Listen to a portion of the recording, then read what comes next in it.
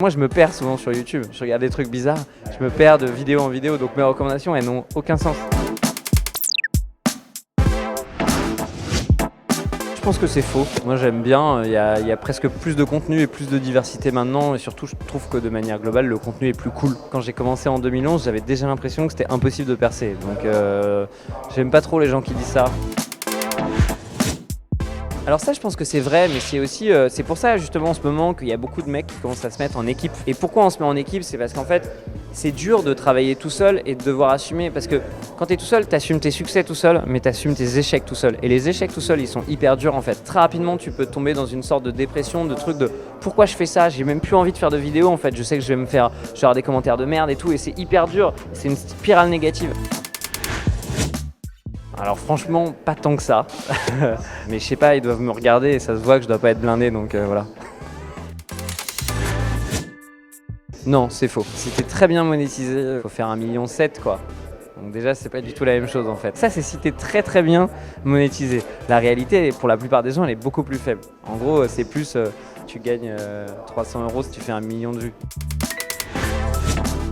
Non, je lisais pratiquement tous les commentaires avant, mais il y a un moment en fait où quand tu as 2000 commentaires par vidéo, c'est vu aussi. Surtout quand tu fais 2 vidéos par semaine. Complètement faux.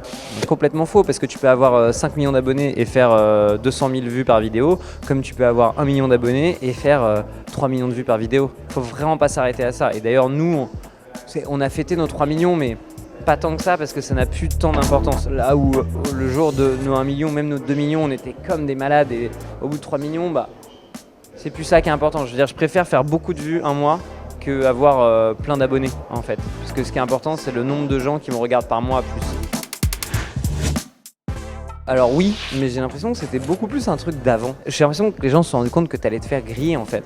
Donc les gens ne le font plus, alors qu'avant, mais comme copie comique, hein, si vous voulez, les gens maintenant ne le font plus parce que bah, c'est risqué quand même. Je pense que ouais, peut-être d'une manière différente, peut-être moins.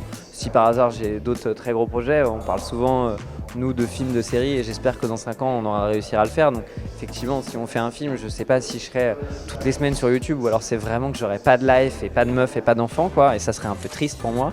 Mais, mais ouais, j'espère être toujours sur YouTube, parce qu'il y a toujours ce petit kiff quand même de mettre sa vidéo, de voir si elle marche, de voir les commentaires des gens et tout, c'est hyper important pour nous.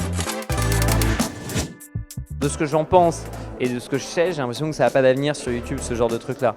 Donc non. Si je devais développer un truc premium avec abonnement, je le développerais sur Netflix en fait, je changerais de plateforme.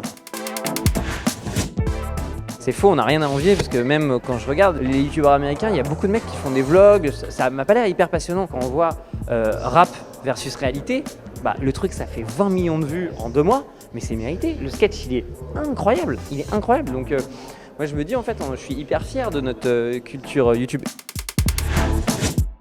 Moi c'est faux, mais c'est parce qu'on fait des trucs fictionnés, donc je suis un peu une partie bizarre de YouTube. Pour la partie fiction en tout cas c'est faux.